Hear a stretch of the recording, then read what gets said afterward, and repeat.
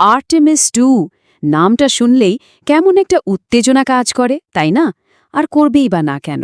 প্রায় অর্ধ শতাব্দী পর মানুষ আবারও চাঁদের দিকে যাত্রা শুরু করছে।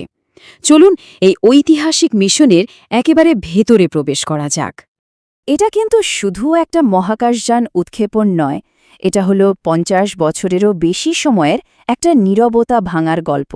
মহাকাশে মানুষের অনুসন্ধানের একটা সম্পূর্ণ নতুন অধ্যায় শুরু হতে চলেছে। কিন্তু এত বড় আয়োজন, এত প্রত্যাশার মাঝেও একটা প্রশ্ন কিন্তু উঠছেই। মিশনটা উল্লেখযোগ্যভাবে দেরি হয়ে গেছে। তো আজকের আলোচনার মূল বিষয় এটাই, ঠিক কী কারণে এই বিলম্ব? আচ্ছা, এই দেরিটা কেন হচ্ছে সেটা বুঝতে হলে আমাদের আগে মিশনের আসল উদ্দেশ্যটা বুঝতে হবে। এটা শুধু চাঁদের দিকে উড়ে যাওয়া নয়, এর চেয়েও অনেক বেশি কিছু। মিশনটা মোট ১০ দিনের, আর এর প্রধান লক্ষ্য কিন্তু চাঁদে নামা নয়। আসল উদ্দেশ্য হল প্রথমবারের মতো নভোচারীদের নিয়ে মহাকাশযানের প্রত্যেকটা সিস্টেমকে একেবারে চূড়ান্ত পর্যায়ে পরীক্ষা করে দেখা। বলা যেতে পারে ভবিষ্যতের মিশনগুলোর জন্য একটা শক্ত ভিত্তি তৈরি করা। মিশনের সবচেয়ে গুরুত্বপূর্ণ অংশ এটাই। নভোচারীরা এখানে শুধু যাত্রী নন, তারা লাইফ সাপোর্ট সিস্টেম থেকে শুরু করে নেভিগেশন, কমিউনিকেশন সবকিছু পরীক্ষা করবেন। মানে সাধারণ খাওয়া বা ব্যায়াম থেকে শুরু করে একেবারে জীবন মরণ পরিস্থিতিতে জরুরি সিস্টেমগুলো ঠিকঠাক কাজ করছে কিনা সবটাই খতিয়ে দেখা হবে। এটা এক কথায় অসাধারণ একটা সেফটি ফিচার।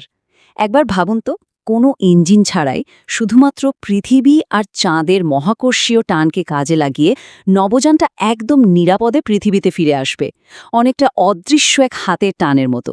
আর হ্যাঁ, এই একই কৌশল কিন্তু অ্যাপোলো 13 মিশনের নভোচারীদের জীবন বাঁচিয়েছিল। চলুন এবার নজর দেওয়া যাক এই মিশনের পেছনের আসল শক্তির দিকে, সেই নিরাবিধি প্রযুক্তি আর সেই সব নভোচারী যারা ইতিহাস তৈরি করতে চলেছেন। এর নাম স্পেস লঞ্চ সিস্টেম, সংক্ষেপে এসএলএস, নাসার বানানো এ যাবৎকালের সবচেয়ে শক্তিশালী রকেট।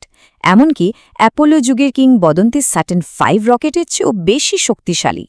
এটা শুধু একটা রকেট নয়, এটা যেন মহাকাশে মানুষের স্বপ্নের নতুন বাহক। আর এটা হলো ওরিয়ন ক্যাপসুল। ক্রুয়ার এর একটা সুন্দর নামও দিয়েছেন, ইন্টেগ্রিটি। অ্যাপোলোর কমান্ড মডিউলের চেয়ে এটা অনেক উন্নত। শুধু যে আকারে বড় আর 4 জন নভোচারী নিতে পারে তাই নয়, এতে একটা টয়লেটও আছে। হ্যাঁ, গভীর মহাকাশ যাত্রার জন্য এটা একটা বিশাল ব্যাপার। এই 4 জনই হলেন সেই সৌভাগ্যবান নভোচারী। তবে এখানে একটা বিশেষ ব্যাপার আছে। জেরেমি হ্যানসেন হলেন ক্যানাডার। তিনিই হবেন চাঁদের দিকে উড়ে যাওয়া প্রথম কোনো আমেরিকান নভোচারী। এটা মিশনটাকে একটা সত্যিকারের আন্তর্জাতিক রূপ দিয়েছে। তো ফেরা যাক সেই মূল প্রশ্নে। এবার আমরা সেই সব প্রযুক্তিগত সমস্যাগুলো দেখব যা এই মিশনের পথে বাধা হয়ে দাঁড়িয়েছে। আসলে সমস্যার শুরু হয়েছিল উৎক্ষেপণের অনেক আগে।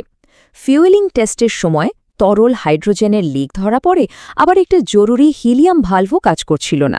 এই আপাতদৃষ্টিতে ছোট সমস্যাগুলোর জন্যই নাসাকে প্রায় ৯৮ মিটার লম্বা পুরো রকেটটাকেই অ্যাসেম্বলি বিল্ডিংয়ে ফিরিয়ে নিতে হয়। আর এখান থেকে বিলম্বের শুরু। কিন্তু সবচেয়ে চিন্তার বিষয় যেটা সামনে আসে সেটা হলো আর্টেমিস 1-এর পরীক্ষামূলক ফ্লাইটের পর পৃথিবীতে ফিরে আসার সময় দেখা যায় ক্যাপসুলের হিট শিল্ড বা তাপ প্রতিরোধক বর্মটা ১০০রও বেশি জায়গায় অপ্রত্যাশিতভাবে ক্ষতিগ্রস্ত হয়েছে। এটা একটা ভয়ঙ্কর ঝুঁকি, কারণ নভোচারী সহ কোনো মিশনের ক্ষেত্রে এটা মারাত্মক বিপর্যয় ডেকে আনতে পারত। তবে সব দোষ কিন্তু যন্ত্রের নয়, এখানে একটা মানবিক দিকও আছে।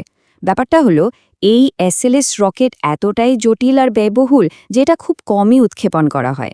এর ফলে কি হচ্ছে, গ্রাউন্ড টিমের যারা কাজ করেন তাদের অনুশীলনের সুযোগটাই কমে যাচ্ছে।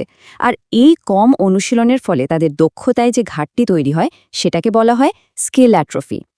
এইসব চ্যালেঞ্জের মুখে নাসা কিন্তু শুধু সমস্যাগুলো সারিয়েই থেমে থাকেনি, তারা তাদের পুরো কৌশলটাই নতুন করে সাজাচ্ছে। যেমন ধরুন, হিটশিল্ডের সমস্যা মেটাতে নাসা একটা বেশ সাহসী সিদ্ধান্ত নিয়েছে। তারা পৃথিবীতে ফেরার কৌশলটাই বদলে ফেলেছে।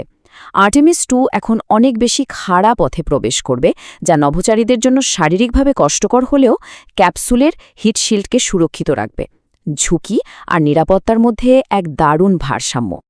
আমাদের কিন্তু মনে রাখতে হবে, আসল পরিকল্পনাটা ছিল আরও অনেক বড়। কথা ছিল আর্টেমিস 3 মিশন দিয়েই মানুষ আবার চাঁদের মাটিতে পা রাখবে। কিন্তু এখন সেই পরিকল্পনা বদলে গেছে। ঝুঁকি কমাতে আর্টেমিস 3 আর চাঁদে নামছে না, বরং এটা হবে পৃথিবীর কক্ষপথে একটা 30 দিনের ড্রেস রিহার্সেল, যেখানে ল্যান্ডার আর ডকিং সিস্টেমের মতো জটিল বিষয়গুলো পরীক্ষা করা হবে, অনেকটা অ্যাপোলো 9 মিশনের মতো, যেখানে চাঁদে যাওয়ার আগেই সবকিছু পৃথিবীর কাছে পরীক্ষা করে নেওয়া হয়েছিল। চলুন এবার একটু বড় প্রেক্ষাপটে বিষয়টা দেখি। আর্টেমিস মিশনের পেছনে শুধু বিজ্ঞান বা অন্বেষণই একমাত্র কারণ নয়, এর সাথে জড়িয়ে আছে ভূরাজনীতিক প্রতিযোগিতাও। আসলে একটা নতুন মহাকাশ প্রতিযোগিতা বা স্পেস রেস কিন্তু ইতিমধ্যে শুরু হয়ে গেছে। চীন ঘোষণা করেছে যে তারা 2030 সালের মধ্যে চাঁদে মানুষ পাঠাবে। এ ঘোষণা নাসার ওপর একটা বড় ধরনের কৌশলগত চাপ তৈরি করেছে। আর এই প্রতিযোগিতার কেন্দ্রে আছে চাঁদের দক্ষিণ মেরু। একে বলা হচ্ছে 21 শতকের গোল্ড রাশ, কারণ বিজ্ঞানীদের ধারণা সেখানকার স্থায়ীভাবে ছায়ায় থাকা অঞ্চলগুলোতে প্রচুর পরিমাণে জলের বরফ জমে আছে, আর সেই জল থেকে শ্বাস নেওয়ার জন্য অক্সিজেন আর রকেটের জন্য হাইড্রোজেন জ্বালানি দুটোই তৈরি করা সম্ভব। অর্থাৎ চাঁদ হয়ে উঠতে পারে ভবিষ্যতের মহাকাশ অভিযানের জন্য একটা গ্যাস স্টেশন। সুতরাং এখন বিষয়টা আর শুধু চাঁদের মাটিতে পদচ্ছিন্ন আকার মধ্যে সীমাবদ্ধ নেই। আসল লক্ষ্য হল সেই সব মূল্যবান সম্পদে নিজেদের অধিকার প্রতিষ্ঠা করা, যা মঙ্গল বা তার চেয়েও দূরের কোনো অভিযানের ভবিষ্যৎ নির্ধারণ করে দেবে।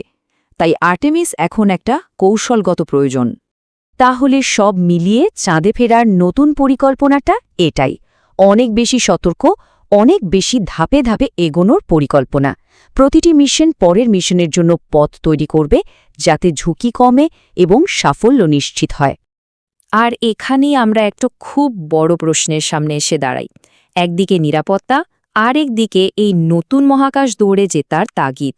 এই দুয়ের মধ্যে ভারসাম্য রেখে একটু ধীরে আরও নিরাপদ পথে চাঁদে ফেরাটা কি এই প্রতিযোগিতায় জেতার জন্য সেরা কৌশল হতে পারে? এর উত্তরটাই কিন্তু ভবিষ্যতের মহাকাশ অভিযানের পুরো নকশাটাই বদলে দিতে পারে।